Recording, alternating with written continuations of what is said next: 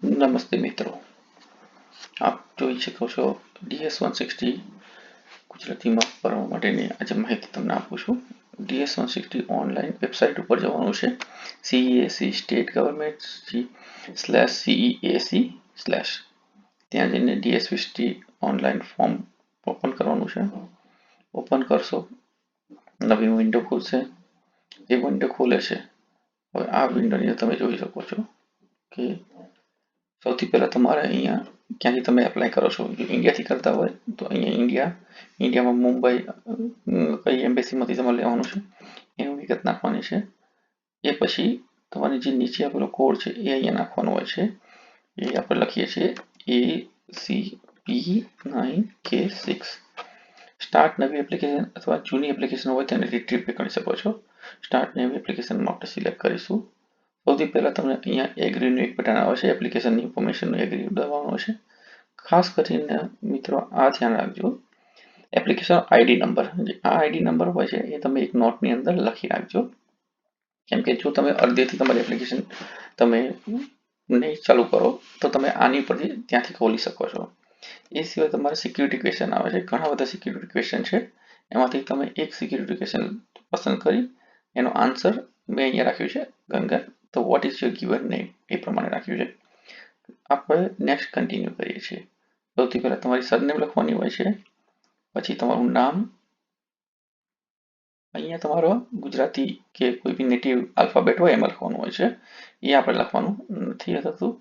આ સિવાય તમે કોઈ બીજું નામ સિલેક્ટ આની પહેલા ઉપયોગ કર્યું હોય તો તમારે યસ કે નો માં લખવાનું હોય છે. એમાં નો લખીશું આપણે. સાથે હોય કે તમે કોઈ બારકોડ ટેલીકોડ રાખ્યો હોય, આપણે નથી, નોર્મલી ઇન્ડિયન પાસપોર્ટ રેગ્યુલર પાસપોર્ટમાં નથી હોતું આ બધી વસ્તુઓ. અહીંયા નો કરી દઈશું. એ પછી આપણે આવીશું નીચે સેક્સમાં લખી નાખીશું મેલ. મેરિડ છો કે અનમેરિડ કે સિંગલ એનું અહીંયા વિગતો લખવામાં આવે છે. તો મેરિડ લખી નાખીશું અહીંયા. એ પછી જઈશું તમારી date of birth. Date of બર્થની અંદર જનરલી તમારો જે ડેટ ઓફ બર્થ હોય એ નાખવાનું હોય. સિટીની અંદર તમારું અમદાવાદ. પાસપોર્ટ પ્રમાણે તમારું જો નિકોલ અમદાવાદ લખ્યું હોય તો એ પ્રમાણે નાખજો. ગામનું નામ હોય ગામનું નામ, તાલુકો હોય તો એ જે પાસપોર્ટ પર વિગતો હોય એ રીતે તમે અહીંયા નાખી દેજો. એ સિવાય કન્ટ્રી ઓફ રેસિડન્સમાં ઇન્ડિયા છે તો ઇન્ડિયા નાખી દીધું. હવે નેક્સ્ટ પર્સનલ 2 ની અંદર આવશે. એમાં તમારી ઓરિજિનલિટી ક્યાંની છે તો ઇન્ડિયા, જન્મ સ્થળ તમારું લખવાનું હોય છે. તમે આને સિવાય કોઈ બીજી કોઈ કન્ટ્રીનું નેશનાલિટી ધરાવો છો, ધારો કે હું કેનેડિયન PR છું તો હું કેનેડિયન PR લખી શકું છું. પણ અહીંયા પરમેનન્ટ રેસિડન્સી નથી પૂછી, અહીંયા તમારી નેશનાલિટી પૂછી છે. અહીંયા નો આવશે. અહીંયા આવશે તમારું પરમેનન્ટ રેસિડન્સી. ક્યાંની છે તો કેનેડાની છે. કેનેડા લખી નાખ્યું છે. એ સિવાય તમારો નેશનલ આઈડેન્ટિટી નંબર, તો PR નંબર હોય તો તમે PR નંબર અહીંયા લખી શકો છો. US સોશિયલ સિક્યુરિટી નંબર હોય તો લખવાનું છે, ના હોય તો નથી લખવાનું. નેક્સ્ટ આપણે નોર્મલી B1 B2 ફોર્મ ભરીએ છીએ અત્યારે, તો B1 B2 ની અંદર વિઝિટ અને પ્લેઝર બી આવશે, નીચે આવશે B1 B2. એ પછી તમારો સ્પેશિયલ પ્લાન હોય, યસ કહેશો તો તમારે ઘણા બધા ક્વેશ્ચનનો આન્સર આપવો પડશે કે કોઈ સ્પેસિફાઈ કારણ માટે જતા હોય, કઈ ડેટે જવાના છો, કઈ ડેટે આવવાના છો પાછા, તો એ બધું અહીંયા લખવાનું આવશે. જો કોઈ સ્પેસિફાઈ પ્લાન ના હોય તો નો લખી નાખવાનું. નો લખ્યા પછી તમારે ઇન્ટેન્ટ ઓફ ડેટ, કઈ તારીખે તમારે જવું છે એની વિગતો લખવાની છે. અહીંયા કેટલા દિવસ માટે જવું છે, કેટલા મહિના માટે, તો એ અહીંયા તમે લખી શકો છો. તમારું અમેરિકાનું સરનામું, તો અમેરિકાનું સરનામું મેં ટેમ્પરરી એક એડ્રેસ નાખી દીધું છે.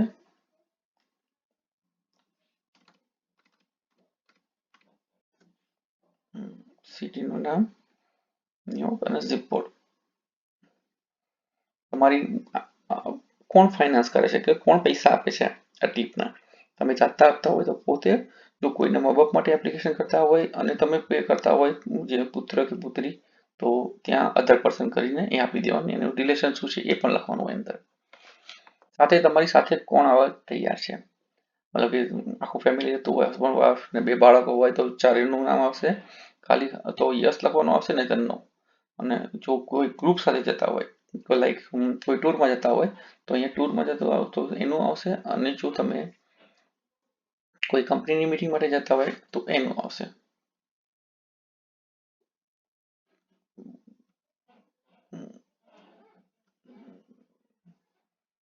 ગ્રુપનો અચ્છા આઈ ટ્રાવેલ ગ્રુપ. અચ્છા તમે જો તમારું સાથે કોઈ આવવાનું હોય તો કોણ આવવાનું છે, તો તમારા વાઈફનું નામ અહીંયા હું લખી નાખું છું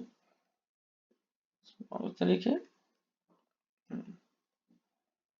અચ્છા આ સિવાય આની પહેલા તમે યુએસ ગયેલા છો ક્યારે? યસ તો નો.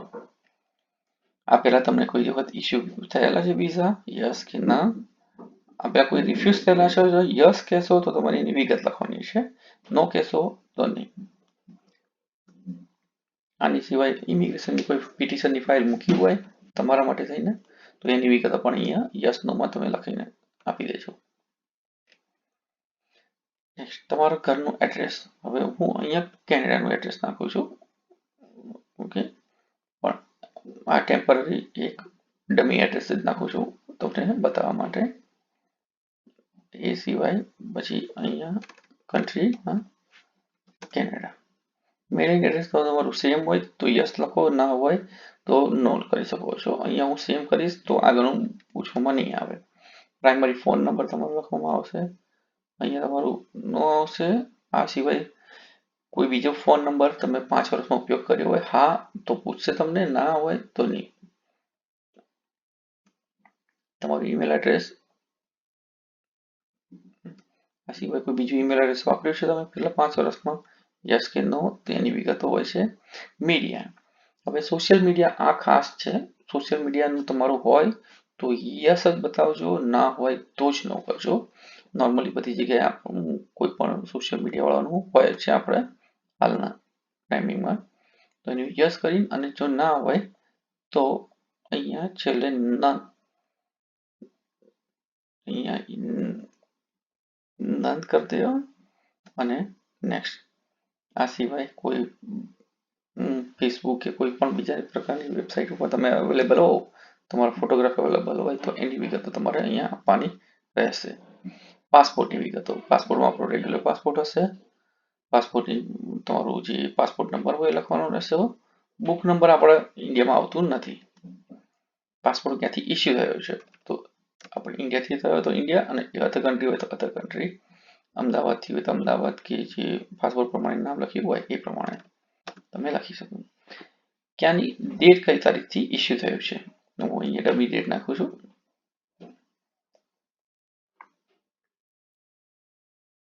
10 વર્ષ કરતાં વધારેની વેલિડિટી વાળો પાસપોર્ટ આપણે ત્યાં નથી હોતો એટલે ધ્યાન રાખજો તમે ઓલવેઝ જ્યારે નાખો ત્યારે તમે. અચ્છા આ સિવાય તમારો કોઈ પાસપોર્ટ ભૂતકાળની અંદર ખોવાયો છે કે નથી ખોવાયો એ લખવાનું છે. યસ કહેશો તમે તો એની વિગતો માંગશે અને શું થયું હતું, અને નો કહેશો તો તમને આગળનું પેજ જવા દેશે. પછી હવે તમે ત્યાં કોને મળવાના છો? કોઈ ઓર્ગેનાઇઝેશન છે? ના. કોઈ તમારા સગાના ત્યાં છો તો હા એનું નામ અને પછી એનું રિલેશન તમારી સાથે શું છે, રિલેટિવ છે કે અધર છે કે શું છે. જો હોટલમાં તમે જવાના હોય તો અધર કરી નાખજો અને અહીંયા ઓર્ગેનાઇઝેશન નેમમાં હોટલનું નેમ નાખી દેજો. અને જો તમારું રિલેશન કોઈ હોય યુએસએ તો એનું નામ અહીંયા તમે લખી નાખશો.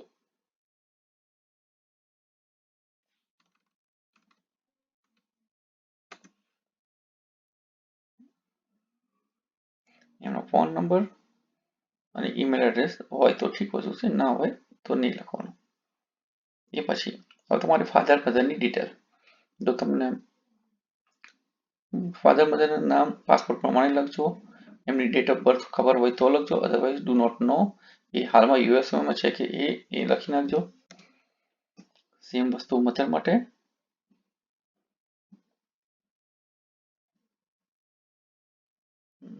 હવે તમારો કોઈ ઇમિડિયેટ રિલેટિવ એટલે કે ભાઈ બહેન કોઈ રહે છે ત્યાં તો એ લખજો, ના હોય તો ના લખજો. યસ લખશો તો તમને આગળનું પૂછવામાં આવશે કે શું છે તમારું રિલેશન શું છે એની સાથેનું અને એમનું સ્ટેટસ શું છે. જો નો લખશો તો તમને પૂછશે કે કોઈ બીજા રિલેટિવ છે કોઈ, જો હોય તો હા પાડજો, ના હોય તો ના પાડજો. નેક્સ્ટ સ્પાઉસની વિગતો એટલે કે સ્પાઉસ એટલે પતિ અથવા પત્ની, એની વિગતો લખવાનું છે. નામ, એનું પૂરું નામ લખજો અહીંયા, એની જન્મ તારીખ, એનું ક્યાં એનો જન્મ થયો છે તે, એનું સિટી અને એની કન્ટ્રી ફરીથી, એની જોડે નેશનાલિટી કઈ છે એ પૂછશે તમને, અને એનું એડ્રેસ સેમ તમારું એડ્રેસ જ છે એ જ છે તો યસ કહી નાખશો. જો એનું એડ્રેસ અલગ હોય તો તમે અલગ, તમારું ઓક્યુપેશનમાં સ્ટુડન્ટ હો, હાઉસવાઈફ હો, રિટાયર્ડ હો, કશું જ કામ ના કરતા હોય તો બધી જ વિગતો અહીંયા લખવાની થશે. એનું એડ્રેસ નાખી દેજો તમે.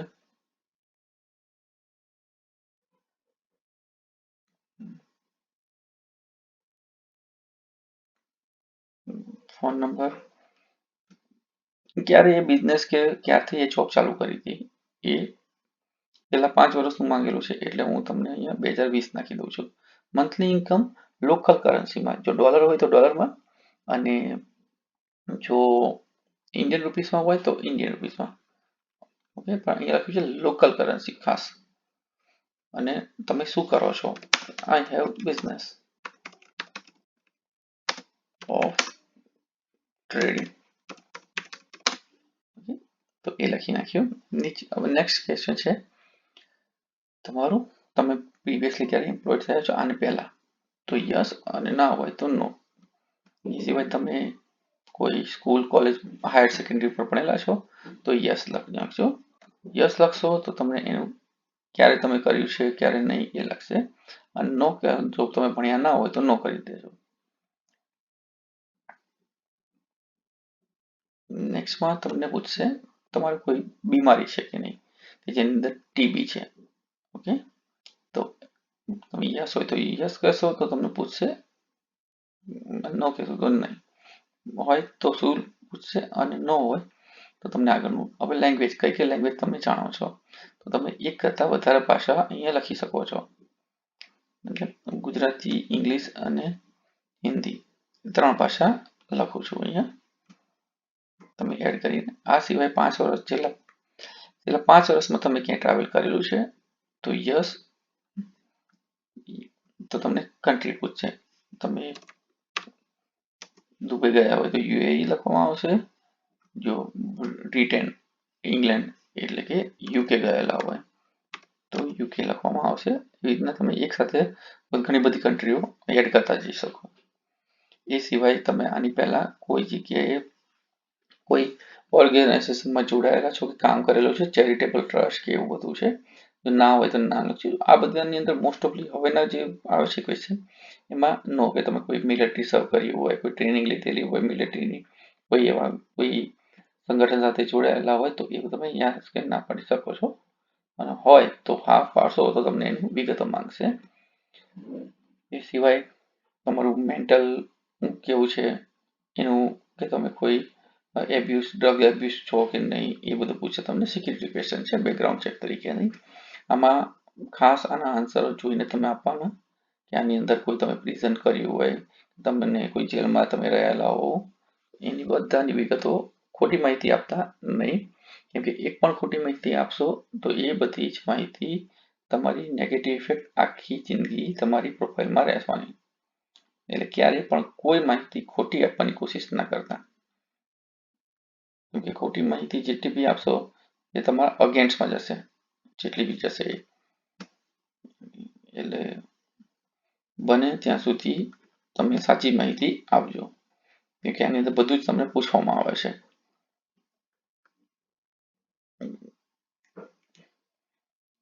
ટોટલ 5 પાર્ટમાં બેકગ્રાઉન્ડ ચેકનું છે. હું તમને નો કરી દઉં છું પણ તમે શાંતિથી વાંચીને. હવે તમને રિવ્યુ કરવામાં આવશે. હવે આ આખી એપ્લિકેશન રિવ્યુ થઈ ગઈ છે. આને તમે તમારા પોતાના પર્પઝ માટે તમે પ્રિન્ટનું બટન દબાવીને તમે સેવ કરી શકો છો, સેવ એઝ પીડીએફ કરીને. એટલે ભૂતકાળમાં તમારી જોડે આખી એપ્લિકેશનનું એક્સેસ હોય. ઓકે, એ પછી તમને અહીંયા આપવામાં આવશે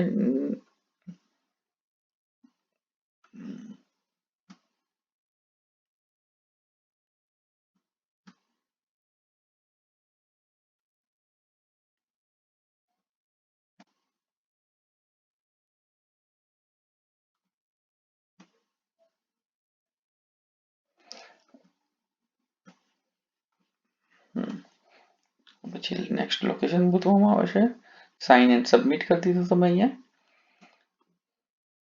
હવે અહીંયા તમારે કોઈ તમે આ એપ્લિકેશન લેતા કોઈની હેલ્પ લીધેલી છે કે નહીં એ યસ કે નો હોય છે. હા લીધેલી હોય તો હા, ના હોય તો no. Enter your passport travel document number. તો પાસપોર્ટ ટ્રાવેલ ડોક્યુમેન્ટ નંબર તમારો જે હતો એ લખેલો હતો એ લખવાનો રહેશે. અહીંયા કરીને વાય અને પછી આ જે હોય છે એ અહીંયા લખવાનું હોય છે. સાઇન એન્ડ સબમિટ કરશો એટલે આખી એપ્લિકેશન સબમિટ થઈ ગઈ. પણ હવે તમને કન્ફર્મેશન, જ્યારે નેક્સ્ટ કન્ફર્મેશન કરશો ત્યારે તમને આ 3 વસ્તુ પૂછવામાં આવે. એક પ્રિન્ટ એપ્લિકેશન, પ્રિન્ટ કન્ફર્મેશન અને ઈમેલ કન્ફર્મેશન. સૌથી પહેલું પ્રિન્ટ એપ્લિકેશન કરી દેજો અને તમે આ કરીને આને સેવ કરી દેજો. આખી એપ્લિકેશન તમારું ફોર્મ એટલે ભવિષ્યની અંદર તમારે જ્યારે આની જરૂર પડી હોય તો એ પણ તમે કરી શકો છો. એ પછી બેક કન્ફર્મેશન પેજમાં જવાનું, ત્યાં જઈને બેક કન્ફર્મેશનમાં જઈ પ્રિન્ટ કન્ફર્મેશન કાઢી લેજો અને આને પણ સેવ કરી લેજો. સેવનું બટન કરીને સેવ કરી લેજો અને પછી ઈમેલ જો તમારે જોતો હોય આ તો ઈમેલની અંદર તમે યસ કરીને આ ઈમેલ કરી દેજો. બસ તમારું ફોર્મ ભરાઈ ગયું છે. હવે તમારે સીધી ડેટ લેવાની રહેશે.